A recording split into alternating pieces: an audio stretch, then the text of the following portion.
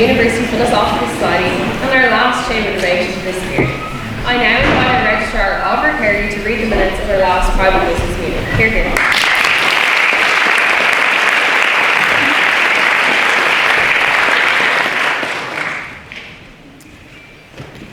Good evening, everyone. Welcome to what I hope will be a very lively debate. Hopefully not too lively, but it should be fun. And I will apologise now just for the bad acoustics. I don't know if you can hear me in the back there. You should have showed up earlier. And it is quite hard to talk that loud. I don't have, a booming voice. Unfortunately, Ian Paisley and his sons couldn't be here tonight. But I've obviously made some jokes about Catholics and Protestants in the past, but tonight I want to refrain from doing that in, the spirit of reconciliation and peace between faiths and so on. Whatever.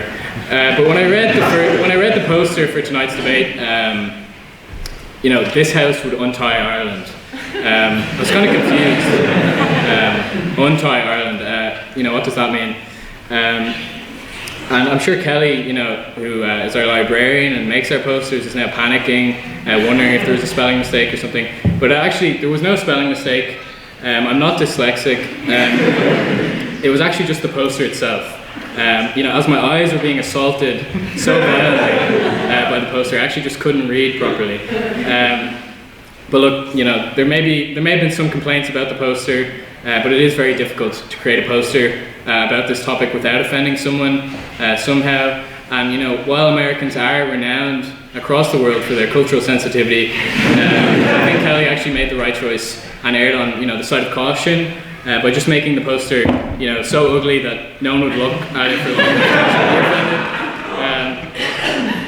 Now, I am aware that our membership, we have a significant amount of Yanks or Americans. Now, obviously, this debate deals with, Irish, political and indeed cultural issues, and Americans, may not always be the most well-informed, to put it lightly. But even if your great-grandparent was Irish, and even though you substantially subsidise our education, thank you again. It really doesn't mean you're actually going to understand the Troubles. Most Irish people, don't really understand the Troubles. So I thought I would give, a little glossary of terminology that might help you to kind of follow along a bit better tonight. So first up, we have the IRA. Now you should like this one, as most Americans are actually big fans of the IRA. As they say, one person's, terrorist is another person's freedom fighter. Now, that obviously doesn't apply here, as IRA refers to an individual retirement account in American finance, which is useful for Americans as they, don't have state pensions or healthcare.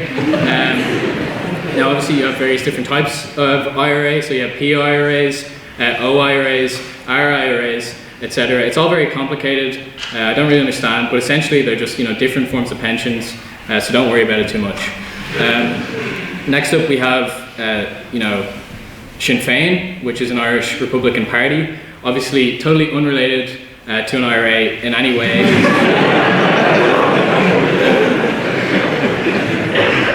To this day, there's no affiliation between Sinn Féin and the individual retirement account. Next up, we have Republican.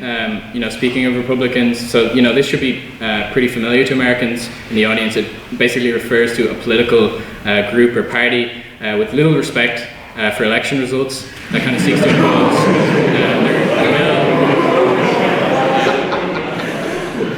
will, on a country despite them. Next up, we have Armalite and ballot box. Now, this obviously refers to the election policy of Donald Trump's Republican Party.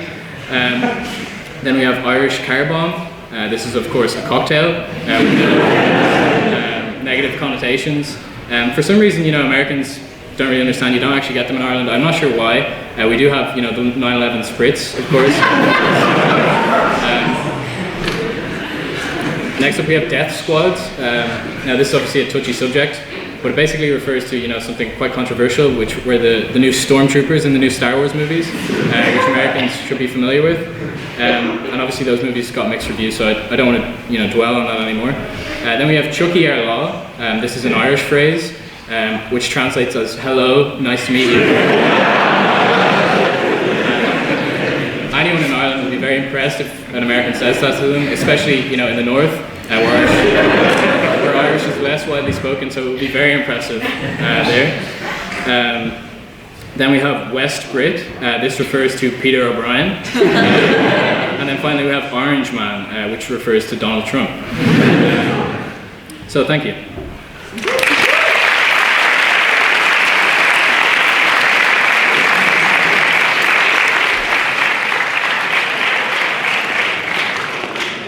Are there any objections to me signing these as a true and accurate record of the last private business meeting? There being none, I shall duly sign. Madam Treasurer, are there any fines? There are no fines. President of Queen's University Belfast, are there any reports to be read? There are no reports to be read. The time for questions is now open. Mr. President, are there any motions on notice? There are no motions on notice. Mr. President, are there any motions not on There notice? are no motions not on notice. The time for questions is now closed. This brings us to the general business of the society. Are there any motions to be raised in general business? No? Okay. There being no further business, this private business meeting is adjourned. Our President of Queen's University Belfast shall retire with and return with our speakers for tonight's debate. Here.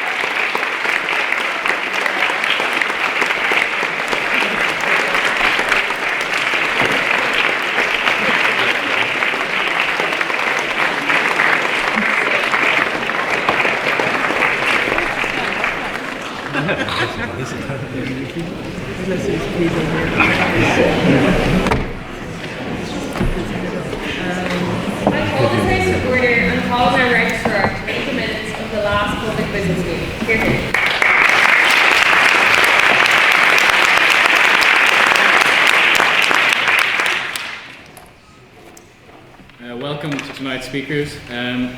Now, usually in these speeches, I kind of run through the speakers in the debate, you know, maybe give you a little bio, maybe tell you a bit about them, make fun of them a little bit, and if I have, you know, the speaking order, I let everyone know what that is. But, you know, I have to work with what I have. Our Secretary, Tom Comer, you know, he invites the speakers, you know, when he confirms, you know, he creates the speaking order, oftentimes putting speakers on the wrong side, or, you know, purposely making the side of the debate that he agrees with much stronger. But anyway, the point is, I have to ask Tom for the speaking order, and that means, you know, my text to Tom and Tom's, you know, text back to me is kind of a point of failure. So oftentimes, Tom will send me the wrong speaking order, or the wrong speakers, or leave out people's second names, etc. Anyway, so I'm getting kind of sick of this, so I thought I'd just read out me and Tom's chat. So he said, you know, I hadn't asked him this week because I was just sick of it, and he said to me, do you want the speakers? And I said, yeah, go on. And then he said, keep wanting. With a little, like, emoji with cool sunglasses. And then he said, only messing. A real joker, that guy. So then I'll read out word for word what he said. He said, Rose Conway-Walsh, lol, in all caps. Then he said, Ian Marshall, in brackets, Northern Irish Unionist who sat in the Shannon. Thank you, Tom, I also have Google. And he said, Dr. Steve Aiken OBE, Emma DeSouza, me, this is not the order. Then he said Stefan the postgrad, which was quite confusing, and then he said 2 Queen's students. So, now there are a few problems with this list, and I'm just going to tell you them. So firstly, Rose Conway-Walsh. It should actually read Rose Conway-Walsh TD. It should also read Ian Marshall OBE. Now, I obviously found that out by doing some research on those guest speakers, doing my due diligence, unlike Tom Comer. So I pulled up, Wikipedia. Now, Ian Marshall's Wikipedia reads as follows: Ian James Marshall, OBE, is a farmer. And a UUP politician from Armagh. He was elected to the Seanad as the first unionist politician elected to the Oireachtas since the 1930s. Obviously, more importantly, he is a farmer though. Now, Ian Marshall was elected to the agricultural panel, and his candidacy was supported by both Fine Gael and Sinn Féin. Now, Rose Conway-Walsh, incidentally, also sat on the Seanad agricultural panel during the same period, so I suppose that is another aspect of this debate. Two former colleagues in the Seanad who once debated, the most serious and pressing agricultural issues in, the highest legislative body in the land. Maybe I shouldn't say that, but they debated in, one of the legislative bodies in the land. And I suppose, in the spirit of reconciliation and all that, I think it is useful to actually reflect on the similarities between, the Irish and Northern Irish legislatures, particularly the Seanad. The Seanad obviously is a building full of people that does nothing. The Northern Irish Assembly is a building with no people that actually does nothing. It's okay, I know where you live. But obviously both are, ex-senators coming down from, more serious issues and, interesting and pressing agricultural issues of our day to talk about something a little bit more lighthearted tonight. Now, personally, agriculture is one of my passions as well, but unfortunately, we have to leave the wellies at home tonight. So Dr. Steve Aiken OBE, obviously has the post-nominal OBE, which Tom didn't mention. Now we don't actually recognise titles and nobility here in Ireland, but we will play nice for now and let them use the titles. Obviously, once we unite, the tyranny begins then. So, Dr. Aiken is former leader of the UUP and veteran of the Royal Navy, where he commanded 2 nuclear submarines, which incidentally is more nuclear submarines than the entire proposition bench has ever commanded. Then we have Emma DeSouza. Emma DeSouza is a writer, political commentator, journalist, and activist. He has sought to uphold the Good Friday Agreement and very actually successful in challenging and changing UK immigration rules. Unfortunately, I couldn't find anything on our Wikipedia about expertise in agriculture or submarines or anything. I'll have you know I make my own wine. Now, next we have Tom. Now, it has been said before, and there have been rumours going around that Tom is the chair of Ogre Sinn Féin. But I actually do have to clarify, for a serious debate like this one, Tom is actually not the chair of Ogre Sinn Féin anymore. He was unfortunately impeached and forced to step down due to his offensively bad haircut. Then we have Stefan, the postgrad. Now, as far as I can tell, the rest of the speakers given to me by Tom are incorrect. I don't know if Stefan, the postgrad, is here with us tonight. But I do think this is actually a good name for a rapper. Unfortunately, it's not great to introduce someone by that name. And then we have 2 Queen's students. Now, obviously, that's also pretty mysterious. I don't know anything about them. I will say that I am a big fan of Queen's University Belfast. Obviously, it is the second oldest and second best university on the island. I'm a fan simply because it allows us to say that UCD is actually not even the second best university. Now let's get on with the debate. Thank you.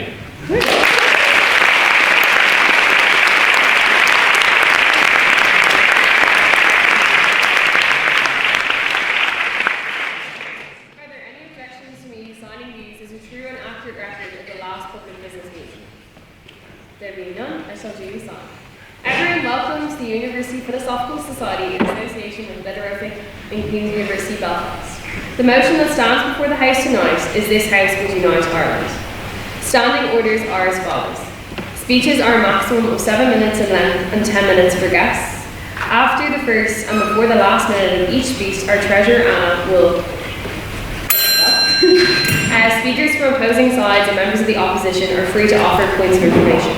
We encourage general audience participation during our debates, so if you hear something you like, you can shout "hear, hear," and if you hear something you don't like, you can shout "nay." We prioritise respect and dignity throughout our debates, and as a result, if anyone has any concerns about what is said tonight, you can contact me via president@tcdphil.com. Alrighty, so now we get to go over to our lovely speakers for tonight's debate. So, speaking first in proposition, I would like to welcome Ellie Byrne to the floor.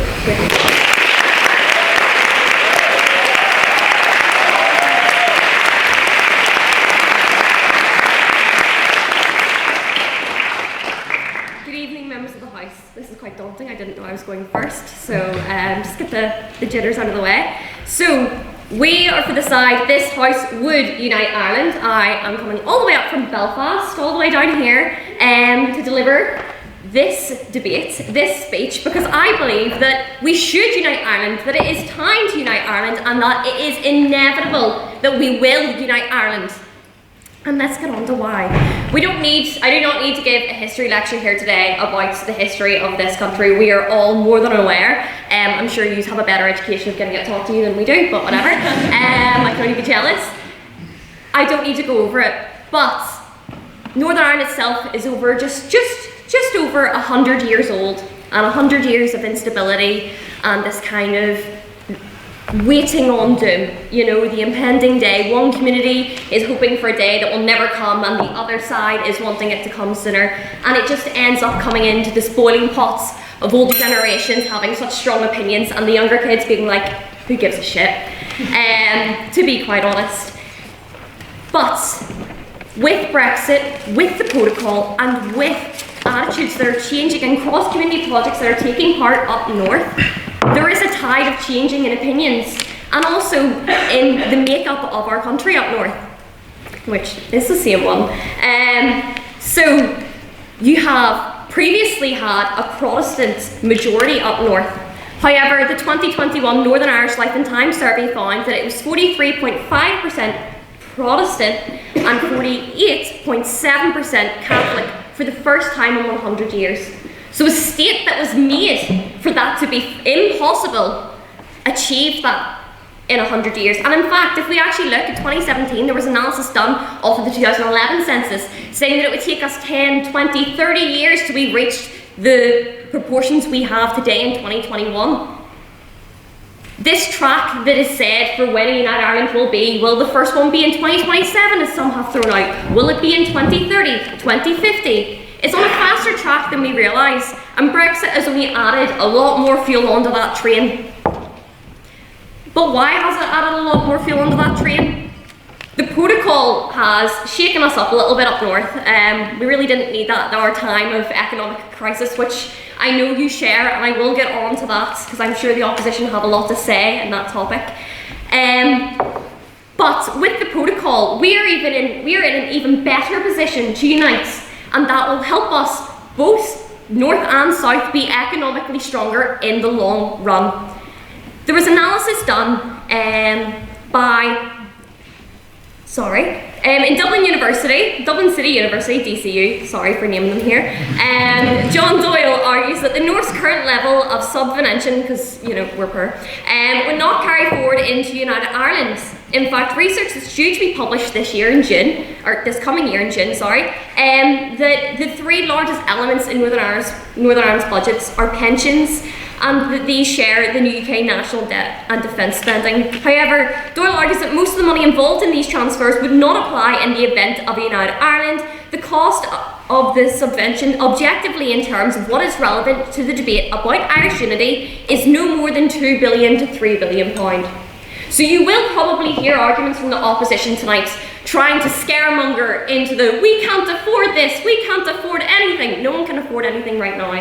But does that mean that we shouldn't live our life? Does that mean that we shouldn't do right by our identities? Does that mean we shouldn't do right by history and decolonise? When you look to any other country across the world and see that they are decolonising themselves, we celebrate it. We're like, good for you, you have stuck true to your identity that has been tried to be battered, and you've respected both sides of the communities. I feel that in the North, this kind of avoidance of the topic and the debate that we are having here today is a negative. I myself am from a Protestant community up north. I'm from the Shankill, and yet I am on this side of the debate here today. The main things that would help a United Ireland run smoothly, because the other side will also try to argue that my community, the streets I grew up on, that I have experience in, will be given to civil unrest, which they did anyway with the protocol. But just because there will be civil unrest does not mean that we can just take a step back and say, oh, we'll just wait forever and ever. Because the reason for that civil unrest in that area is not actually about, realistically, these issues at its core. It's about areas like mine, working class Protestant estates, not being listened to or represented because the DUP are not sitting in Stormounts, and therefore nothing's being done for them, and this is being exacerbated, and that is where we're seeing these effects come from. And the fact that we've had already talks about a United Ireland with multiple political parties, Alliance didn't want to go, and obviously the DUP didn't go either, but not going to those events and not preparing for a potential United Ireland, which by multiple, by the way, political scientists says is inevitable, it's just going to leave them stranded. I mean, up north, we've seen what happens when you have a referendum with absolutely no plan, no framework, no idea, and it is crap, and I do not want that again. So whether, in my opinion, you agree with United Ireland or not, you need to be preparing for it, because if you want people from the community I'm from to feel heard, to feel seen, to feel welcomed in United Ireland, that is inevitable, then we need to start positively having the communications, having the work start to be done. Citizens' assemblies, talks, political parties, even if they oppose it, getting involved. My side tonight will talk about the fears that this side will try to scaremonger. I am here today to say, do not listen to this side's scaremongering of what potentially could happen on United Ireland and why you don't want us up north to join you down here. We're good crack too, I swear, okay? Like, our booze are cheaper right now, and like, if you've ever been up to Belfast, it is good crack, although I'm liking the 6 AM thing you're about to have down here. But anyway, do not listen to the scaremongering that they're going to try and tell you. Do not listen to the fact that my community completely doesn't want it, because I'm telling you, plenty of people like me who I talk to are not as opposed to United Ireland as you think. And in fact, in the Northern Ireland Life and Time survey, it was found that the protocol and Brexit have heightened opinions of approval for United Ireland, even in communities of unionist areas. The time is coming. The time is coming very soon. It is barreling towards us. It is not something we should shy away from. And in my opinion, it's inevitable. Thank you.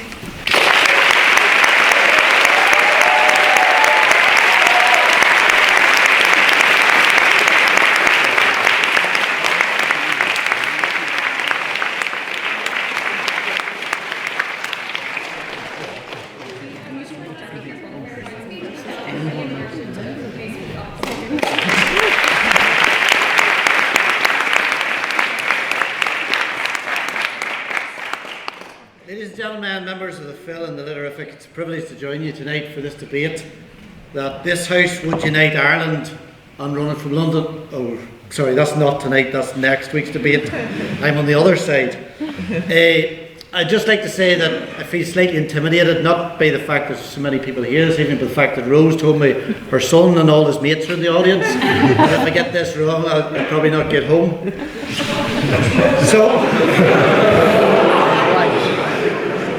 I suppose what we're considering this evening, ladies and gentlemen, it's a bit like contemplating a marriage. It's an arranged marriage for that matter, and incidentally, it's statistically the most successful type of marriage, as opposed to a forced marriage without consent, which statistically is the worst type of marriage you can have. So I thought I'd begin by looking at professional matchmaking and consider what makes a good relationship. Obviously, things like shared values, goals, interests, or ambitions could ultimately determine relationship success or not. But what may be more important are the significant number of incompatibilities in a relationship that can often lead to disagreement and breakup. Things such as money, ambition, emotional intelligence, political views, religious views, self-care and health all play a part, as does incompatible sex drives. Mind you, I'm not sure this will have much of a bearing on the unification debate, although you just don't know. So what are the arguments made to support uniting the island now? Firstly, many of the arguments are justified by looking backwards about unfairness, about inequality, about oppression, about righting wrongs and undoing injustice. It's about imperialism, about the famine, about civil rights issues of the 40s, 50s and 60s, It's the actions of state actors in both jurisdictions during the long dark period of the Troubles. For some, it's actually about holding the entire Unionist and British people today in some way responsible or accountable for these blights in our history, something they actually bear no responsibility for. Just as it's completely unreasonable to hold nationalists and Republicans responsible for activities 50 years ago, at the height of the Troubles, because it's simply not acceptable. Indeed, much of the Uniting Ireland debate is built on emotion and ideology, and not actually on evidence. It's built on ideology that believes it must just be better if we didn't have a border. That's the border that we know is now completely invisible, and it's an outworking of the Good Friday Agreement. It's a logic that would dictate that we shouldn't have any borders. It's, well, except for Catalonia maybe, or the Basque region, or maybe Scotland, or perhaps where it fits an agenda for some. And it could be foolhardy to assume that removing borders is a panacea for an agreed settlement. 33 years after German reunification, many issues still persist, with many walls in the minds, acting as barriers to true reconciliation. Shocking, I would suggest, 33 years later, when everyone started from a position of seeing themselves as German and remaining German, and not as we have here, where some see themselves as Irish, some British, some both, and all who wish to remain as such. Indeed, this indifference and diversity and lack of agreement and understanding of sensitivities was highlighted last year when President Michael D. Higgins declined an invitation to attend a church service in Armagh, marking 100 years since the formation of Northern Ireland, actually a service of commemoration and hope, emphasising the fact that we never have really reconciled the partition of the island. I don't believe that Unionists and Loyalists have ever understood the hurt and pain caused by partition to Nationalists and Republicans, and conversely, that Nationalists or Republicans have ever truly understood the importance of Northern Ireland, its place within the United Kingdom, to Unionists and Loyalists. And it's this lack of understanding and empathy and respect that presents the biggest challenge. For the last 100 years we've grown together but apart, with the Republic built on independence, emancipation and expansion, while Northern Ireland's been built on identity and difference and protecting and holding on to what we have. I've no doubt that some in this House this evening will compare Northern Ireland to the Republic of Ireland. But what they'll fail to tell you is that Northern Ireland is a region, and you can't compare a region to a state in any credible economic model. Modelling should actually be done between Northern Ireland and, say, Donegal, or Galway, or Sligo, and not as the arguments are presented with a nation state. Some here will also tell you that Northern Ireland is a failed state, on life support in receipt of a UK subvention. But what they won't tell you is the subvention of the regions is a normal part of national economics. The UK and London subvents the West Country, the North East, the North West. It subvents Wales and Scotland. And Dublin subvents the regions such as Donegal, Mayo, Sligo. That's how national economics work. Ladies and gentlemen, if you're going to unite the island, you first need to unite the people. We've so much to learn about each other and still so much to understand. Our past, whether we like it or not, defines us. And as Queen Elizabeth stated in 2010, we must bow to history but not be bound by history. This week we lost one of our greatest academics and historians in Northern Ireland with the untimely passing of Dr. Eoin Phoenix, a gentleman and a scholar, someone who brought our history to life with his objectivity, his frankness, his honesty and his velvet smooth voice. Asked by the Belfast Telegraph a number of years ago about any good advice he'd received in his career, he told the interviewer that one piece came from FSL Lyons, a former provost in this very great university, and a great Irish historian born in Derry. He wrote at the outbreak of the Troubles that to understand the past is to cease to live in it, something that has always guided Dr. Phoenix in trying to demythologise history, to recall it as it was, to tell the narrative without rewriting or distorting the history. Perhaps we all should aspire to emulate Dr. Phoenix and FSL Lyons and acknowledge that our past presents us with challenges and brings unconscious bias to everything we do, including this debate.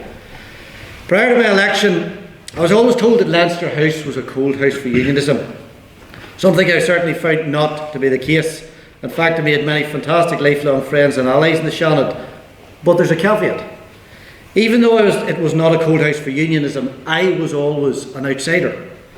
And coincidentally, Martin O'Neill, former Celtic manager, a Kilrea man from County Londonderry, from a strong Derry GAA family, revealed last week in his autobiography that he often felt he was an outsider when he had the role as Republic of Ireland football team manager. Both of us from Northern Ireland, both of us Nordies, both of us from the Black North, and both getting the feeling that some will never consider us truly Irish, or indeed British for that matter, despite being from different religious and political backgrounds. Ladies and gentlemen, before we try to unite this island, we must first unite the people within Northern Ireland and the people within the Republic. Rudyard Kipling's 1910 poem, If, is my favourite piece of poetry.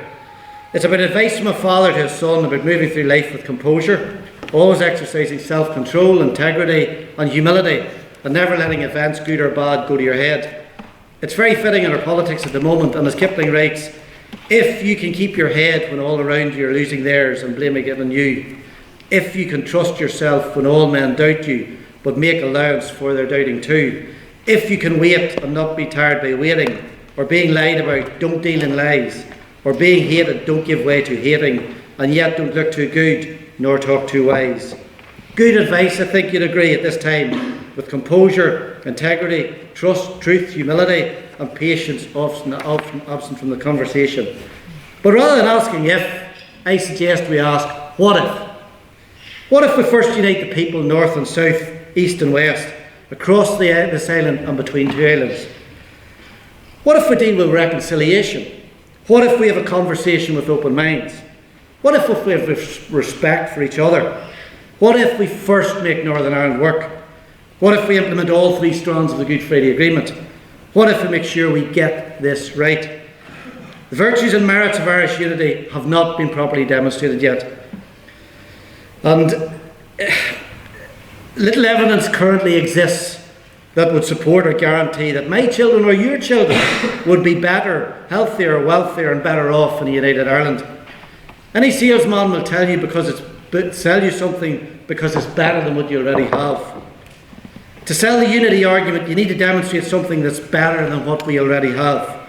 A better proposition with obvious benefits, which to date have not been substantiated. What's more, despite what some this evening will tell you, despite the propaganda, the spin and any demographic change, the polls continue to indicate that the numbers have remained relatively unchanged in Northern Ireland since the 1990 Good Friday Agreement.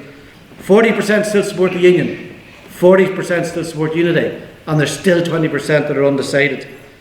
Uniting Ireland based on the pursuit of ideology in the absence of uniting the people could have dire consequences and result in more division than we ever had. It could present more problems than solutions.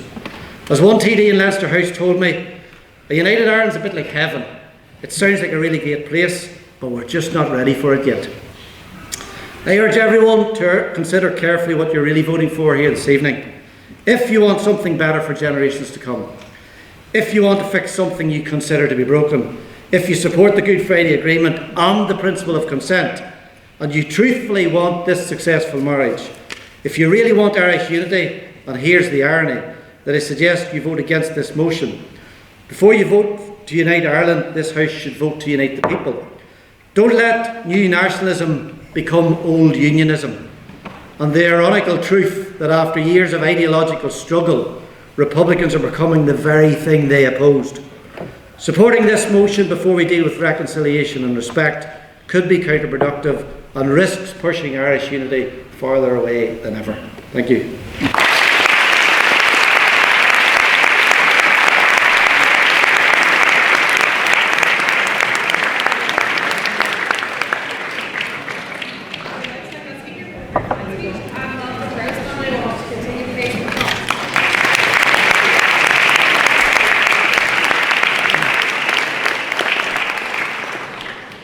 Thank you.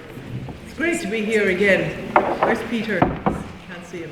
It's great to see so many of you here, and it's great for me as an Irish Republican to. Oh, thank you. It's great to see so many of you here. It's great to see so many people interested in this question, in the constitutional question, because it concerns us all. And it's really good to have my old colleague Eoin here. We spent 2 years debating this every day, trying to convince each other of different positions, and for Steve to be here as well. And Ellie, you were fantastic. I thought we could have all gone home when you spoke. You said everything that we needed to say. And it's wonderful. I think it's absolutely wonderful. It's indicative, like, to see somebody like yourself from the Shankill Road and talking about what really, really matters to you. Because you'd often have unionists who purport to speak to that they had to speak for the community in the Shankill Road. So that's why I think it's so important to hear the real voices and to hear them directly. So I welcome you, and I welcome all the Queen's students here tonight, regardless of what their constitutional preference is.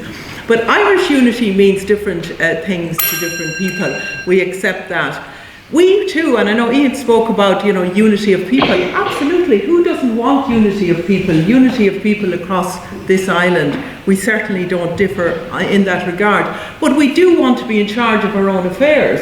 We are a tiny, tiny island. 5 million people in the south, 2 million, almost 2 million people in the north, just 7 million people. Like London has a population of 9.5 million. We are a tiny island. It never ever made sense to me, before ever I got in politics, for our island to be divided. I would look at the map of the world, and we all did when we looked at geography, and we see this tiny island off the coast of Europe and of Britain, and to think that our island was divided, I just couldn't make sense of it as a child, and I certainly cannot make sense of it now. We've been part of the EU now for almost 50 years, and we've seen many, many changes, mostly changes for the better, particularly in regard to equality. But the damage that has been done by Brexit has been immense, and we haven't even yet modelled the extent of the economic and the opportunity cost of Brexit to our island. And we have to remember that part of our island was dragged out of the EU against the will of the people. They weren't listened to. They weren't at all listened to. The north of our island was just collateral damage in the whole Brexit conversation. Britain is, as we are now, Britain is struggling to get its own island together. And that was very obvious to us a couple of days ago. They didn't even consider the consequences for Ireland. I spent the last 2 days in Westminster in various meetings with MPs from England and from Scotland and from Wales. And one thing was very, very clear, that our island just isn't a priority for them. No harm to them. But I'm sure, I come from Mayo, from Belmullet, you know, Blackpool doesn't feature great in my in my day-to-day work either. So why would it? In fact, one could argue that anything north of Watford was not a priority for Westminster. I lived in London for 13 years. I was born in London as well. So I know how they think in that sense. But what the thing that's fascinating, I think, about Brexit is, and the push for Brexit and the vote for Brexit in the UK, that I absolutely believe that the unintended consequence of Brexit is the breakup of the Union, is the very thing that they wanted to protect, particularly nationalism within England. You look at what's happening in Scotland. We met with the SNP yesterday. We see a Supreme Court case coming up there on the 23rd. Again, they are headlong into independence for Scotland. They too want to be in charge of their own affairs. You even look at Wales, and I honestly would never have thought that Wales would consider a breakaway from England. And now you have, again, I talked to Welsh people in terms of the revival of the Welsh language, and in terms, I think it's something like 38% of people now, from what used to be 15, 17% of people interested in independence there. They too want to be in charge of their own affairs. Now, I want to address one of the questions in for those who say we cannot afford a united Ireland. I would say that we cannot afford not to unite our island. The figure of 10 billion is frequently quoted as representing the British government annual subvention in the north, as Ian, you've said many times yourself. And in reality, it's an accounting exercise that bears no connection to the future cost of a united Ireland, and is only used to dissuade people from supporting Irish unity. The total, and you said it, Ellie, the total includes the central government costs allocated to the north that would not be relevant in a united Ireland. The subvention includes pensions, the UK national debt repayments, defence expenditure and other non-identified expenditure, and underestimates Northern Ireland's share of Britain's tax revenues. And you rightly quoted John Doyle from DCU recently when he estimated that the current subvention that is likely to transfer in the case of United Ireland would represent a deficit of approximately 2.8 billion, or about a quarter of the headline figure. But more importantly, he outlined the size of the subvention is not the most important issue at all. Of course it's important, and it's important to refute it, but how we support sustainable and economic growth and to maximise the benefits of a larger and an integrated all-Ireland economy at a level sufficient to cover this subvention is what we should be focusing on. There is nothing inherent in the north of Ireland to say that we cannot and should not contribute positively to an all-Ireland economy. The North didn't always receive a subvention, and at the time of partition, the Belfast region was the most industrialised part of the island. So I would really argue that partition hasn't served anybody, either the unionist community or the nationalist community, Republicans or whatever you might be. But when we look at it, by 1938 the UK government was subsidising the cost of public services in the north, and in the late 1930s the unemployment rate was 50%. It was 20%, a per capita income of just over half of the British average. So you can see what partition has done to both sides of our island. One of the biggest issues to be negotiated between Irish and British governments following the referendums that resulted in the decisions to create a united Ireland would be the liability for pensions. The latest published figures for the North relate to 2018, and that gives a total cost of 3.438 billion. This cost of pensions would be unlikely to transfer near. In fact, it absolutely wouldn't, because if you look at a British person who's living in the south, or living in Spain or Italy or anywhere else, who's worked in the public service in Britain, then that comes from their retirement pensions come from the British Exchequer. So I really think that those figures that are put forward, and they're being continuously examined, and I know you say, Ian, around that there's no evidence. Just because the evidence is dismissed doesn't mean that it's not there, and it's from very well-known and well-respected academics, not only from this country but internationally. And I think as you go, you can look at some of the stuff that's been done by the ESRI recently as well. I know Steve is making his arguments for when he comes up. No, I'm not shuddering from a sedentary position. You're okay. But honestly, I think the figures are there to back it up. I'm not going to bore you with them tonight. With the rest of them. People can read for themselves. People here are all very educated. They can read the academic papers that have been written and all of the evidence and the econometrics and everything else. Isn't that right, Tom?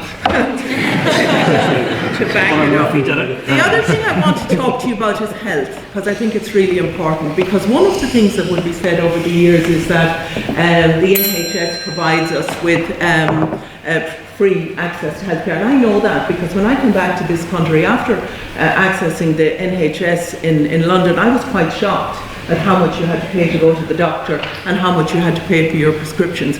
But that is not the case now. And I would refer you to the ESRI report again that's been done on primary healthcare and access to healthcare. And that will show you. Also, even in London last week, when my sister said to get an appointment at the doctor who lives there, you have to make a 3-week appointment. So that doesn't give me any great joy, because people need healthcare, and people in the north need healthcare as well. But it's no longer an argument against Irish unity. What I want, and what my party would want, is an all-Ireland health service, a national health service that's based on need, not on ability to pay. People across this island, whether they be north and south, are dying early because they cannot access healthcare. Does that mean I'm finished? I just want to point you to just one other thing in terms of life expectancy and the lower life expectancy in the north, because I think that's another key metric that you measure things against as well. Education, the negative effect of partition is nowhere more apparent than a third level education.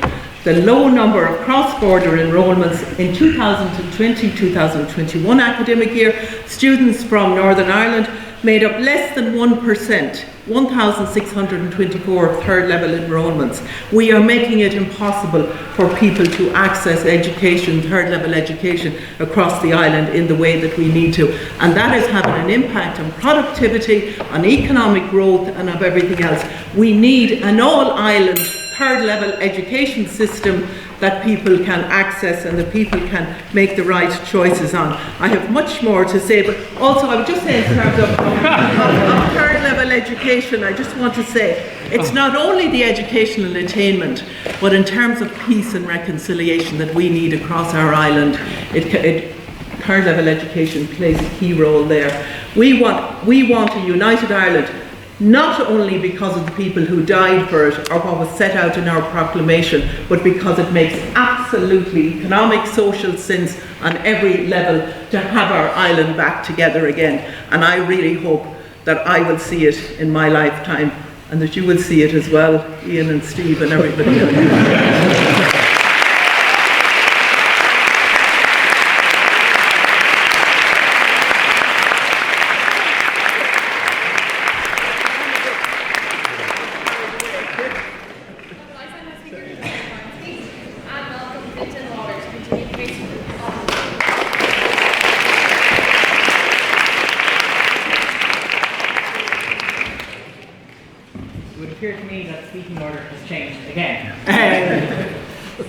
Hello everyone, or as we were speaking about Wales, Borda, Fintan OBE, and I will hopefully try to convince you that Ireland should not be united.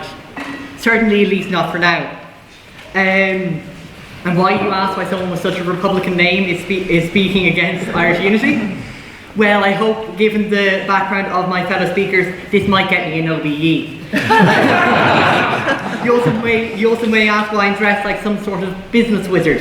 No, I'm not Gandalf's new intern. But rather, I'm following some old rules from the film that aren't enforced, but I'm trying to bring back the trend. Think of Jacob Rees-Mogg, but more Trinity. I'm in fact wearing the academic robes of an undergraduate student. Also, the final part to my introduction, if my points feel scattered or somewhat ludicrous, I do apologise. I was only told that I was speaking in this at around 10:30 last night, and the remainder of that evening was spent trying to really nail my Ian Paley impression. So, this debate is most certainly emotionally charged. The battles of the not-so-distant past are still being fought in our hearts and in our minds. I, however, am a heartless engineering student, whose heart was torn out during the third chemistry lecture. So let's try the pragmatic approach. So let's move on. So, in Northern Ireland, the largest employer is in fact the civil service. While an extremely important job, one thing that Ireland does certainly not need at the moment is more civil servants. Equally, in the event of the tricolour flying over Stormont, we have a severe problem. Most of these civil servants are going to have to be made redundant. And because simply a system designed to support 64 million people does not translate into a system designed to support 7 million. And one thing that a new state certainly does not need is more unemployment. Furthermore, as mentioned recently by the proposition, the NHS, despite its many failures, is far more effective than our HSE. In Ireland, private healthcare is still necessary as the wait lists become longer and longer. Even with the added Northern Irish infrastructure, HSE just won't be able to cope, and public healthcare in the island would simply collapse. My thesis is actually regarding defence, because I wasn't expecting anybody to speak about it. A major concern exists around the defence of this island in the event of a united Ireland. While yes, Ireland is militarily neutral, we are far from politically neutral. And this is placing us at an extreme risk to our potential enemies, notably the Russians at the moment, who are continually buzzing our airspace and deciding that it's a good idea to do missile drills off the coast of Kerry. Even with the amalgamation of the Irish regiments and the 503 Squadron into the Irish force, we simply can't do it. defence is a nation's insurance policy. Is a united Ireland worth risking our safety, ladies and gentlemen? And those who lie in between. The world is once more an extremely dangerous place as the new Tsar attempts to spread his empire. We are all at risk. Thank you. Constitutionally, a mess also stands. Many parts of the Irish Constitution, which I decided was a good idea to bring with me, would have to be changed. Principally, Articles 1 through 14. One article which I shall read to you in a moment. Most of these sections will not be changed by love nor money by the majority of the Irish state. Consider for a moment the nation. The Irish nation hereby affirms its inalienable and indefensible sovereign right to choose its own form of government. Sorry, that's the wrong one. Perhaps we'll leave that for a second. However, there major questions are at rest around the role of the President in the New Ireland, the role of the monarch in the role of the British monarch in the New Ireland, also the role of making this a representative democracy, and something that frankly we're going to have to deal with a lot of problems. So how bad is the status quo at the moment actually? A shared community between these islands is for the benefit of all of us, even if Sammy Wilson's British pork sausages have to be chilled on their way into the Tesco shelves. A significant risk to our fragile peace is posed in a united Ireland. Many unionists feel today continually that they're under siege, much like the winning knights during the siege of Derry. While naturally, the unionists of Ulster are not the whole problem, they are a significant group and their cooperation is required for a functioning community. We are well used to hearing Ulster says no again and again, but we now have a situation where Ulster says maybe, sometimes. Between Tuesdays and Thursdays. Okay, perhaps it is precarious. Sorry? Yes? Should, in the spirit of Trinity here, should be empowered to the same forces that Edmund Carson did, in the same way that the British government did, in the event of being out of Ireland, that the idea that the UVF and UDA might rise up, is that the message that you're providing us with? The idea that we should bow to foreign force or to enemy forces and put a break in our democracy in the name of peace? Is it no to democracy in the name of pretending that peace? Thank you, Dermot.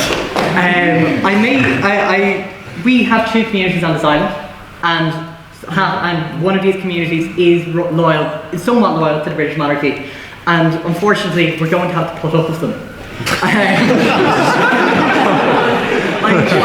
While I'm not suggesting that we all salute the monarch, there's going to end up being some, likely, in the event of what has happened so far, some sort of strange situation where we've got two heads of state. However, just allow me to move on, thank you very much. So it is a precarious situation, but at least there is some communication between a rather binary society, which is frankly better than none. And the cooperation between sides requires this strange mix of Britishness and Irishness. Perhaps a united Ireland isn't actually necessary. Now, the natural point. We can't afford it.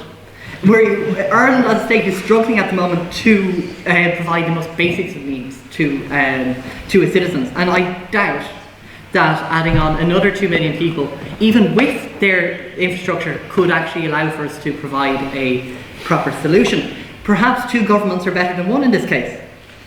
Equally, Article 3 of the Constitution states that unification of Ireland must be peaceful. We have no guarantee that that would be the case. A peaceful transition is not a certainty. As recent times have started, as Ulster paramilitaries threaten to reorganise and Sierra is suddenly becoming real again, we have a severe problem. In order to ensure the prosperity of both communities on the island, perhaps a two-state solution is necessary. Margaret Thatcher once said that the nature of life is conservative.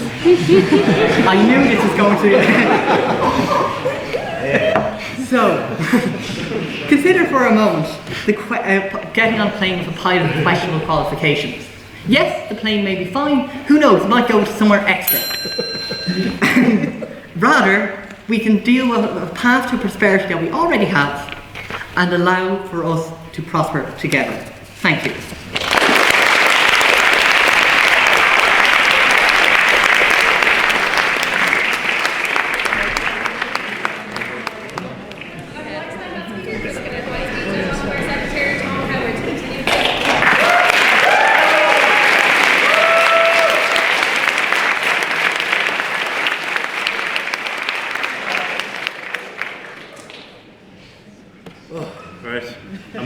really quick preamble because usually speakers tend to give you a bit funny stuff before they speak in this chamber.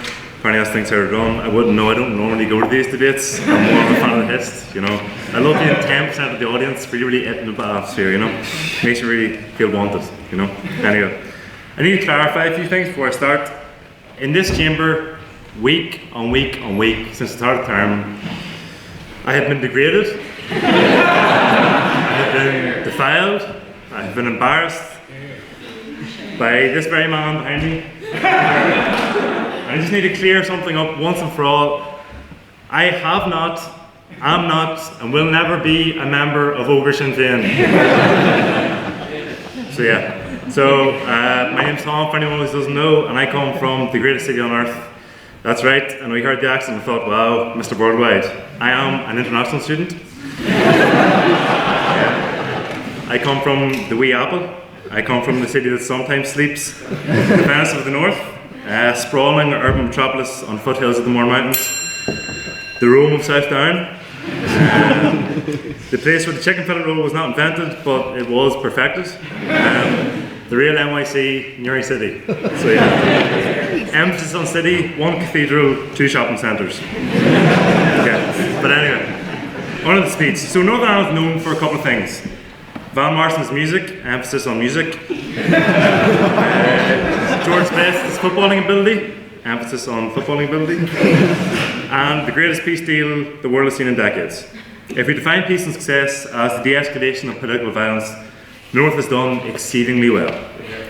The system which led the status quo, i.e. the implementation of the Good Friday Agreement, have been nothing short of exemplary. A lot of speakers tonight are going to talk about what state they prefer, whether it's the South, whether it's the UK, whatever it is. I'm not going to talk about what ideology in particular I prefer. I want to illustrate the point of view I come from throughout this debate and show where my true intentions lie, which is material benefits for the people of both the Republic and mainland the UK. I'm only wearing this green blazer because my orange one was in the wash. Just but yeah, I have nothing but pure and utter empathy and respect for the people in front of me for no other reason other than the fact that they are just that, people. Steve Aiken is just a dude, just a guy, just trying his best to protect his union. Rose Conway-Walsh, again, just a person, just trying her best to protect her political party.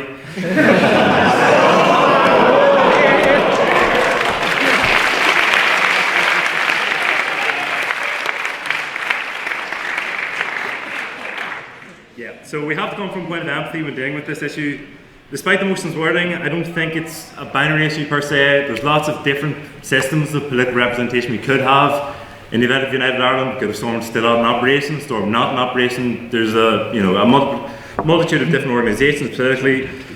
And it's nearly as if they ever set this motion tonight, knew that there wouldn't really be a conclusion. Maybe there wouldn't be too many minds changed. I don't know if a lot of unions are going to leave this chamber and think, wow, maybe United Ireland is a good idea. I don't think maybe this is the best environment for that. It's nearly as if they knew that the odds we were going to reach an impactful conclusion is slim, but they want the people to start talking and exploring the beliefs. I don't know who sets the motions in the film, but I guess they're really, really cool, great guy. He also happens to be single. Whose number might be +44 7724618869, maybe, who knows? I don't know. Regardless. So I'm going to show that logically, from the ground up, it's better for this island to be united both politically and economically. I care about people of the Republic of Ireland, I care about people of mainland UK and the North of Ireland, and it's precisely this love, care and empathy that leads me to abandon any particular allegiance to these two states, respectively. You can't eat flags, the worms are going to eat my nationalism before any of my fellow citizens will reap its benefits. You have to care about material impact, always. Outcomes-based accountability and political decision-making is required throughout all of this process. So yeah, I believe Northern Ireland can hypothetically work. I honestly do. I don't think the system I grew up in made me any less Irish than anyone else. I don't stand insecure about my nationality as an Irish person. Ironically, over the weekend I lost my Irish passport. Such is my commitment to this debate, to fundamental nationalism not being tied to material allegiance and political definition. Which leads us to the reality of this. If political unionism believes that their identity can be threatened or undercut by succession to United Ireland, then they either believe that people in the North currently suffer from that vice, by virtue of the fact that their political centre is in London, and are actively complicit and apathetic in a system that does undermine identity, or you believe that political institutions don't define their national identity. Whether I have my centre in London, whether I have my centre in Dublin, shouldn't define my identity. I am as Irish as anyone else is. and the Unionists will be just as British if your centre is in London, if your centre is in Dublin. Either conclusion leads to United Ireland on the principle of consent. Polls and statistics tell us that we have a nationalist majority now. We either believe the culture is undermined by having our centre in London or Dublin, or believe it doesn't matter. Either way, you should be open to the idea of United Ireland if it's materially beneficial. If you believe that political institutions do undermine national identity and create harms to this, then you should be raring to call the border poll in the morning by virtue of the fact that you're apathetic towards the majority of the North by that definition. Complicit in continuing harms by your own succession. But let's talk about some material impacts for the crack. So first, economically. I truly believe that the two greatest achievements ever made by mankind are the moon landing and the European Union. The European Union is the single greatest economic and political project undertaken by humanity. The single market has lifted countless countries out of poverty, promoted prosperity and ensured peace in Europe. To think about the impact which the European Union has had on the state of Europe and world affairs in general, think about this fact. France can no longer go to war with Germany. That's it. Like, that is the massive impact that the EU's had over the last 100 years. You tell us someone 200 years ago, and it's the biggest shock in the world. You tell us someone 100 years ago, and it's the biggest shock in the world. France can no longer go to war with Germany. The peace and economic prosperity that the European Union has provided has been unprecedented on the world stage. United in country with Ireland will result in some form of joining the EU again. This will enshrine the rights of citizens to work, live, start businesses and travel freely among all states in Europe. This is what the people of Northern Ireland voted for. Northern Ireland voted to remain in the EU. Ironically, this would also get rid of the protocol. So that is a win for the DUP when you really think about it. Having all Ireland economy will promote shared competencies between healthcare, education, generating innovation and enterprise on the island, the likes of which is never seen before. Good economics means less waiting times, less people die prematurely. Good economics means the capacity for government investment in schools, sustainable architecture, infrastructure, and parks of our grand role to play in. The next reason that United Ireland is better is politically. We've heard a lot from the opposition so far about the benefits of a so-called union. The next reason, can a single speaker in this debate tonight honestly give me one reason why they prefer a Conservative government that is tearing its union apart through the worst economic policy project since austerity, which they also did? As they slip further and further down the economic ladder of importance, they shift further and further to the right. We see democratic blacksliding taking place right now. There is a deep-rooted desperation that is seeping into the UK through their economic policy projects. Britain has made a mockery of itself on the world stage through consecutively voting in demagogues in shabby clothing who care about nothing but their pathetic legacy. Britain operates on a reputation of being once great united nation. Britain was never great and it was never truly united. This is the political centre the North currently abides by, a centre with less projected economic growth than Ireland, a centre with less trade than Ireland, a centre that is the only major world economy out of the top 39 to not reach pre-pandemic levels yet. In the midst of the worst recession, why would we cling to a country that is going to deepen it? More than that, to cling to this country due to your cultural beliefs is to sacrifice the quality of life of our subsequent generations. To not see the massive economic deficits and sheer incompetency in the UK government because you think that one colour of a flag is nicer than the other is to make everyone's loved ones wait longer in hospital due to economic deficits. More than this, let's talk about unionist representation in United Ireland. Northern Irish unionist representation, obviously.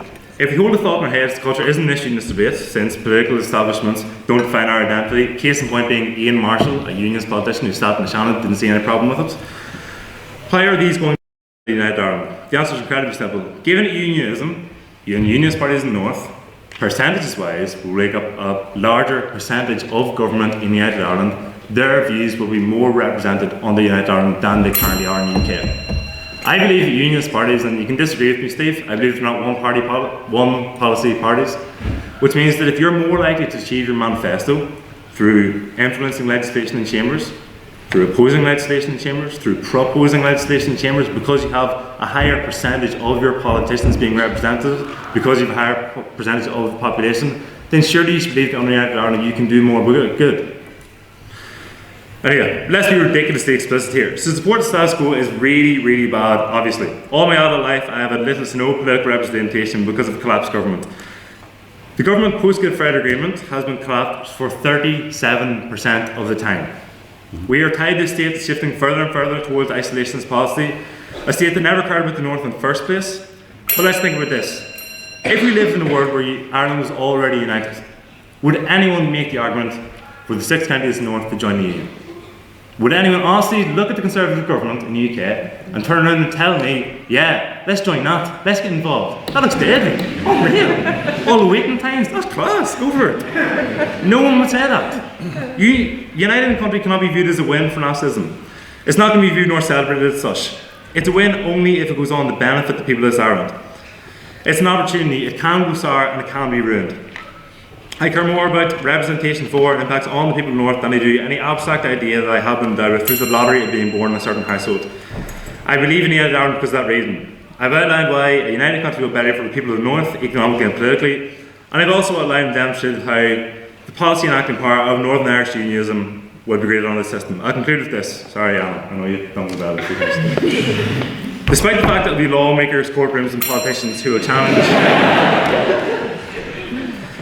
pull and change the fabric of this country when it's united, that's not what's important. Eoin Marshall said himself, it's about the country being united and its people. Social change, progression and significant political upheaval happens in households.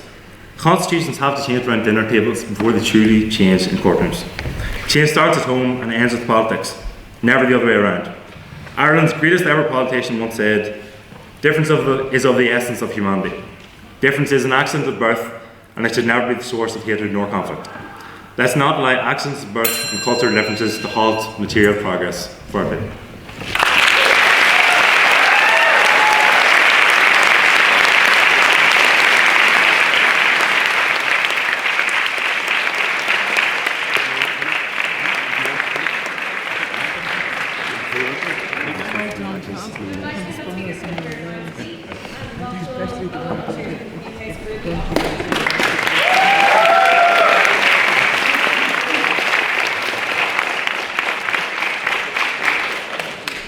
Look at all these faces. It's that time of the year in the Phil's term card where attendance starts to dip. So they go back to the old well and they say, do you know what we're going to do? We're going to do that sexy debate in United Ireland. That really gets the punters in. If you know me, and I suppose some of you do in the same way you're kind of known to Garda Síochána, you might think it unusual that I've taken the side I've taken. I agree, it is unusual. I was raised in a background where the concept of Ireland as a country was explained to me in the context of partition, that the counties fought for their freedom against the British Empire, and the British kept six of them illegally and immorally. The good people of the Literific laughed when I said I'd do this debate. My friends in Dublin called me a tan. My grandparents are not currently speaking to me. I cannot blame them. I mess about, I make jokes, but at the end of the day, a united Ireland is something I care deeply about. Ian spoke on unity, so I'm here to speak on contradiction. As much as I want this, as much as it has been bred into me, we need to understand that in one part of this country there exists a majority that don't, and our arguments as to why that position are invalid are themselves invalid. Ireland is disunited, and our solution is to outbreed our opponents, rather than try to prove to them that we're worth joining, we're worth being a part of. There is a contradiction here that rests not within the unionist mindset, but within our own. And until that contradiction is resolved, they will never want to be with us, and will grow more and more fearful, and in some cases extreme, in the face of the prospect. As I grew up, I saw that the partition in our society is not really between the North and the South. It is between those who have power and those who do not. I grew up in one of the richest countries per capita in the world. I went to a university in a city where the average wage was €90,000, that's the median. A city where a century ago we were being described as the worst slum in Europe. Ireland's economic growth is indeed staggering, our progress as a society almost unrivaled, all while the perceptions of our neighbours in the north have stagnated, fallen behind, lost the vigour that once characterised that society. Why then do the unionist people refuse to see the sanity in a united Ireland? We like to treat unionists as immature, as not being able to govern themselves, to look after themselves, but I'd argue that the unionists sees our contradictions, and they are rightly hesitant to throw their lot in with what is ultimately a broken society. Let's say we raise the tricolour above Stormont. Do the contradictions in our society, wealth beyond belief, homelessness beyond measure, education unparalleled but emigration unopposed, development we once could never have dreamed of, but a culture we will never recover, do these contradictions change? No, they don't. We've achieved economic growth at the expense of understanding what it is about a job, that we need to value? Why would you trade guarantees, security, union strength for what we have with the job cuts we've seen just this week? Why would you trade a chance to see your children grow up for £5 grand more of disposable income a year? It's not enough to say that, well, Britain is now driving those into the ground because Ireland offers no alternative to it, except to say, open up your economy to the brutal, unfeeling monster of international corporations who will strip your nation of its soul in pursuit of profit. And it is EU policy to support that through their competition policy. If the average disposable income here is £5 grand more, does that really justify an upheaval the size of what we would need to unite this country? We have sold ourselves. And with the haunted, soulless grin of the capitalists, we look to the unionists to do the same to their little corner of this island. The concept of a united Ireland is not about whether or not Dublin is better than London. It is not about the Oireachtas or Westminster. It is about as if Dublin can be better than itself. If our government and country had something to offer beyond empty promises of economic growth and development which will never reach those at the bottom, our concern is in the wrong place, and as long as it lingers there in that pit, nothing is going to improve on this debate. Things here are getting actively worse for our children. We are seeing the return of a ghostly horror which still haunts our cities, the return of the tenement flat. Two of my grandparents were born in tenements, and now chances are I'll probably die in one. The same is true to some extent across the border, but our solution is to tell them that they're just stupid not to join with us, when the problems faced down here are exponentially worse than what they face up there. Point of information. Go on. Just today, Germany won tonight's austerity 2.0 House. If you think that next year the same thing isn't going to happen here, I think you're kidding yourself. I fully see an emergency budget happening here. Thank you.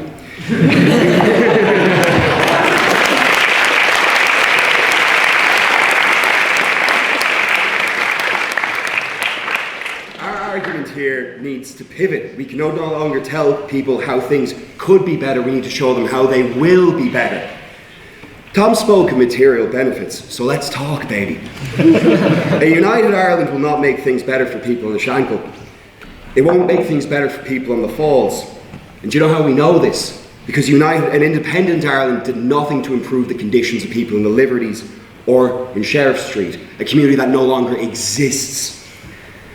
So why would anyone in that place look to us to solve the issues in a society when we offer them no proof of change, no evidence, no nothing, and asks them to break the link that has defined their culture and people for hundreds of years before we even begin to look at solutions? The harsh truth remains for those of us who call ourselves Republican. Am I signposting it well enough? We should not get a united Ireland because we do not deserve a united Ireland. Our society is rotten. The emphasis is in all the wrong places.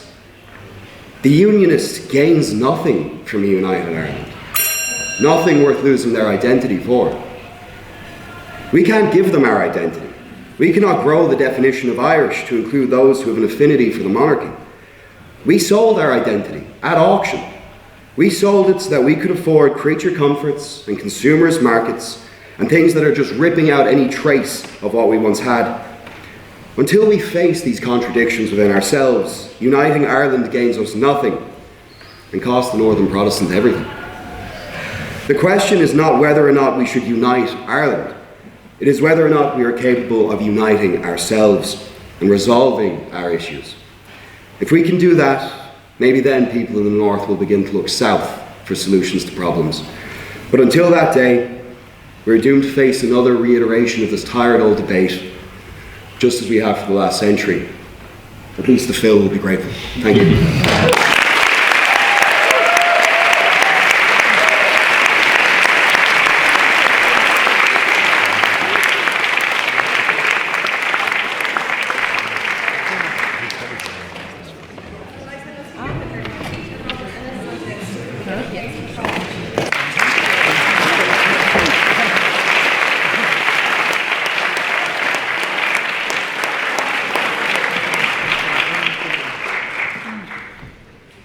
very much. It's great to be here with you all this evening. And can I just say, the previous speaker, that was a bit pessimistic in terms of an outlook on this island, and I'm going to follow with perhaps a bit more of an optimistic outlook. The question of whether or not we are on the path to a referendum on constitutional change has permeated across all aspects of society. The terms United Ireland, border poll, reunification have become embedded into the vernacular across both sides of the border. To deny that tides have shifted is to deny reality. There now exists a multitude of resources and projects across academia, including the civic space from the Liverpool University, the Deliberating Constitutional Futures from Ulster University, and the Working Group on Irish Reunification at the University College London. There are pro-unity groups, including Ireland's Future, and there are pro-union groups, including Uniting UK. Despite no official reunification campaign in place, 50% and 71% of 18 to 34-year-olds in the North and South, respectively, would vote in favour of a United Ireland today, according to a recent Ussher top poll. Now, Eoin spoke of backwards, but this conversation is not about looking to the past. It is about the future. Constitutional change presents all of us with a once-in-a-lifetime opportunity to completely redesign and reimagine the kind of society that we want to live in. It would necessitate changes, including a new constitution. With it, it has the potential for a new education system, a new healthcare system, with improvements in policing, in justice, in housing, and more. Brexit has fundamentally altered this conversation. After all, reunification represents not only a way out from an increasingly hostile British government, but it provides people in Northern Ireland with a way back into the European Union, and that will inevitably attract more than just nationalists. Eoin. Go. Last month when we were debating at Stormont, you told us that the protocol offered us the best of both worlds in having both access to the European Union and the UK markets. Would we not lose that in the event of United Ireland lose the dual market access? Okay, maybe the UK will be open to a trade agreement with a new Ireland.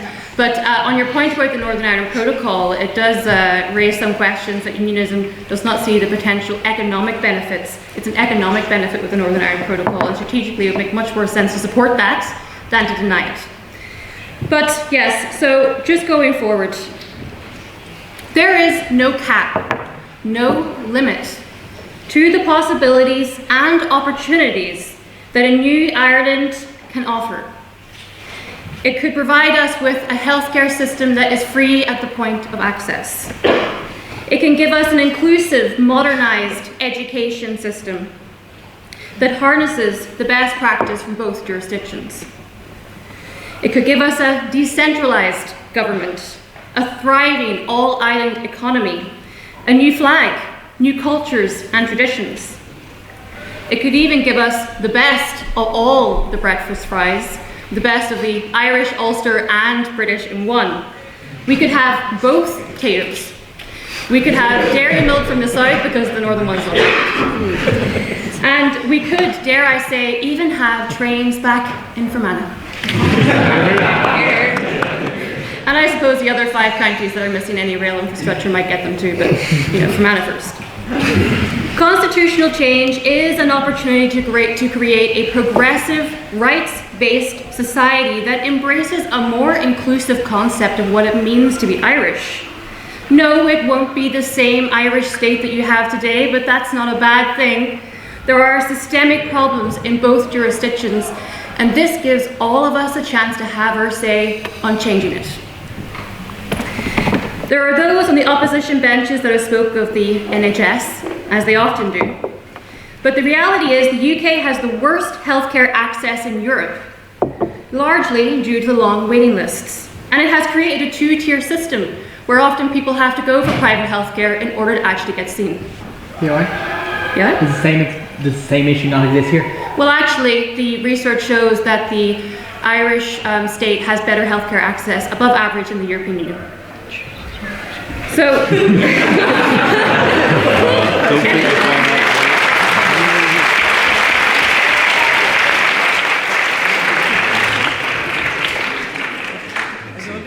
they have also spoken on the opposition benches of the economic cost. And I take issue with this idea that Northern Ireland is some dead weight, some burden for the South to have to take on. And these arguments fail to take into account the prosperity that comes from peace and reunification. A process where all of us can participate in creating a new yet familiar Ireland is a once-in-a-lifetime opportunity. We should embrace it. There was also, on the opposition, speaking of 2 communities existing on this island. That is not true. There are more than 2 communities on this island. If we look to Northern Ireland, we can see that 1 in 15 people in the recent census were not born on these islands, and they call Northern Ireland home. 1 in 10 in the south call this place home, and they weren't born here either. We are an increasingly diverse island with diverse views and opinions. As we have heard from the benches, there are those who come from different backgrounds and different communities that are entering this conversation. And to see this as a narrative that is based around unionists and nationalists is just a binary backwards argument that is not reflective of the diverse community we have today. So to close, and one final point about uniting people. This argument that we have to unite the people of Northern Ireland first before we can talk about uniting this island fails to account for the change that has already taken place in Northern Ireland. Politics and people are not the same thing. And if you look just to East Belfast, you will see the changes. With an Irish language school, with East Belfast GAA, we are a reconciled people, and it's time we reconciled this island. Article 3 of Bonnet na Éireann says, "It is the firm will of the Irish nation, in harmony and friendship, to unite all the people who share the territory of the island of Ireland. Seeking the realisation of this aspiration is a constitutional right, and we will all benefit from it. I urge you to support the motion."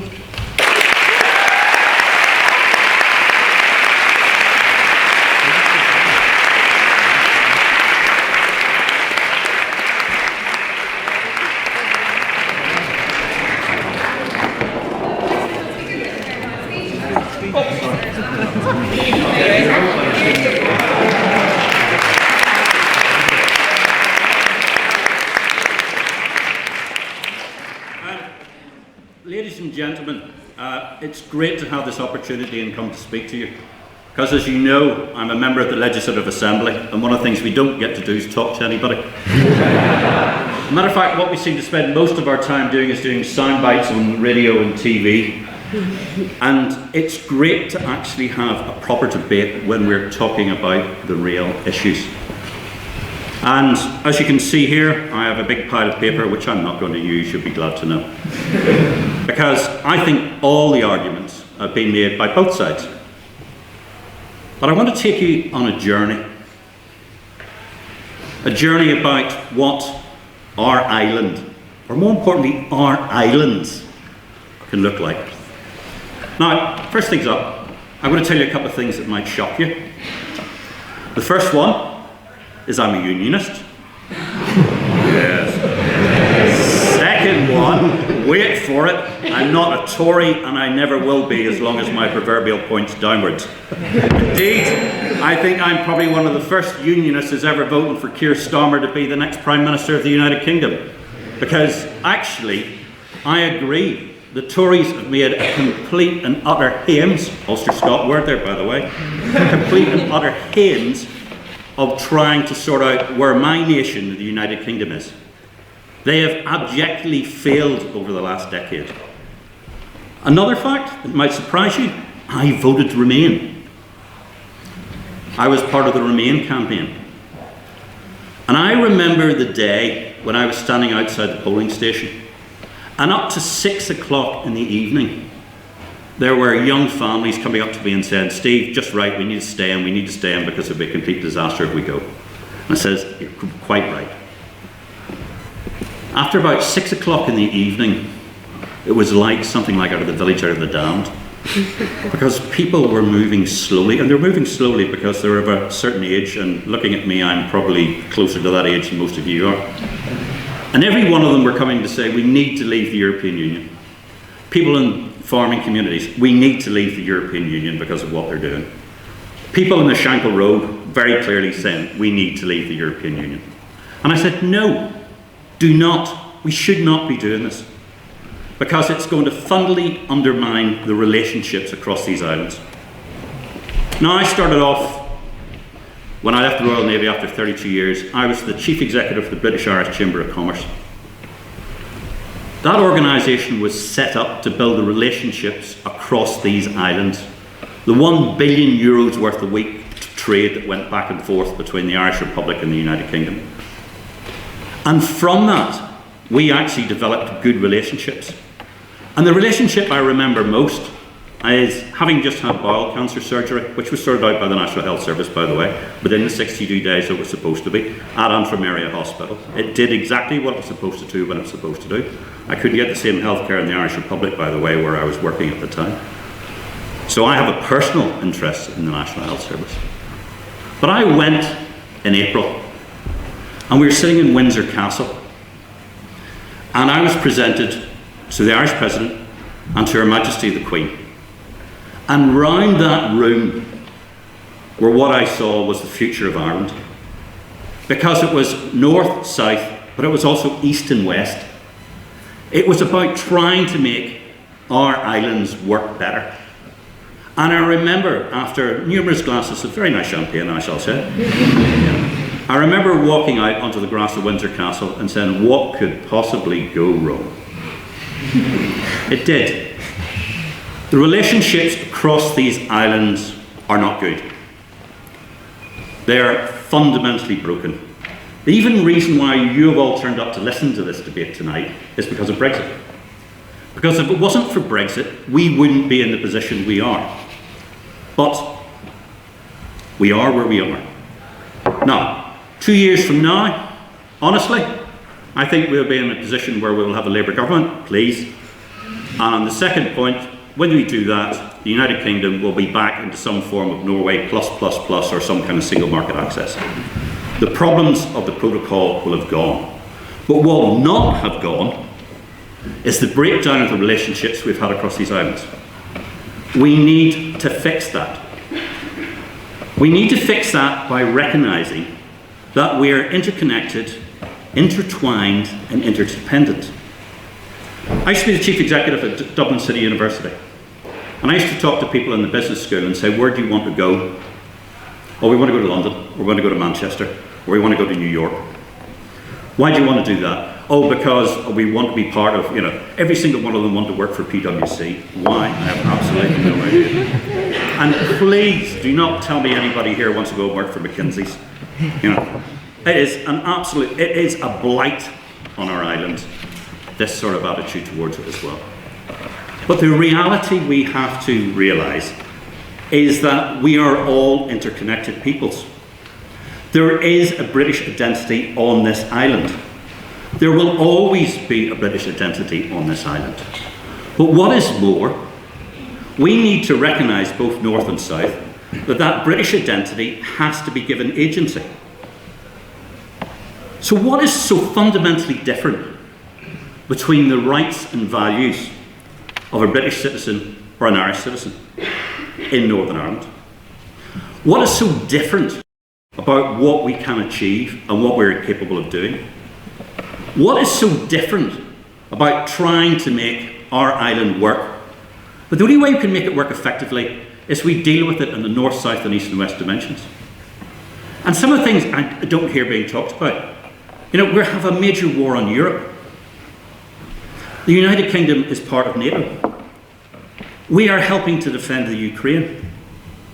Ireland, you cannot sit on your own outside of the security umbrella of the West anymore. You can't do it. The world is changing. You can't sit out and say we're not part of it. You need to become part of a greater relationship. You need to join something like NATO. Neutrality is a fallacy. And there is absolutely no way the United Kingdom or the United States or NATO is it going to allow an island like Ireland not to be part of some kind of security structure? The reason why people came to Northern Ireland in the first place, or were settled in Ulster or came to Ireland, was due to security reasons. It was to protect the flank of the maritime nation that was English nation of England.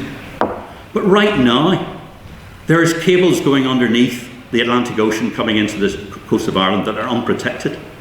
There are right now that there's Russians and Chinese looking to cut those up and the rest of it. Yet what is Ireland doing about it? We can't forget we have a security dimension of what we need to do. And we've heard about the economics.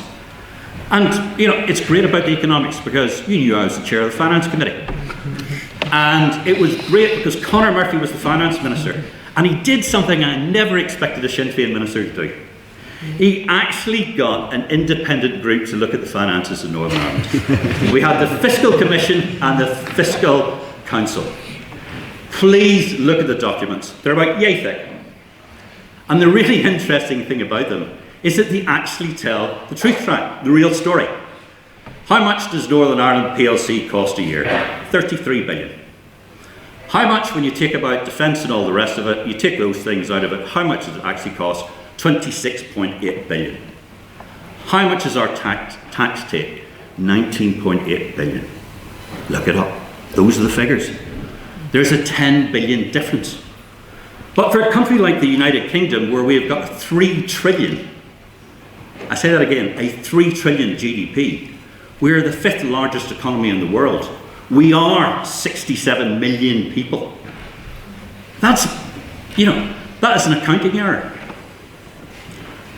For Ireland to even contemplate where we're going to, or even trying to look at it, you have to sit back and look at the real reality of what it's likely to be. Because my final point, before I ask you to please don't listen as Timothy Snyder said, and many of you will know who Timothy Snyder is. He wrote a book on tyranny, and he wrote a lot about the bloodlands and what's happening in Eastern Europe, and sort of the challenges that are going on there right at the moment. And he says the thing about it is that the politics and inevitability are a self-induced intellectual coma, and they lead to tyranny and disaster. To say that this is, we should be voting for a united Ireland because of some historic reason, or for some made-up economic reason, it's not there. What we should be doing is embracing our relationships across these islands and making all of these islands work together. And that's why I'm asking you not to vote for this proposition. What I want you to do is think about how we can make all of these islands work best together. And for any of you who live in England, Scotland or Wales, and if you get the opportunity, vote Labour. Thank you.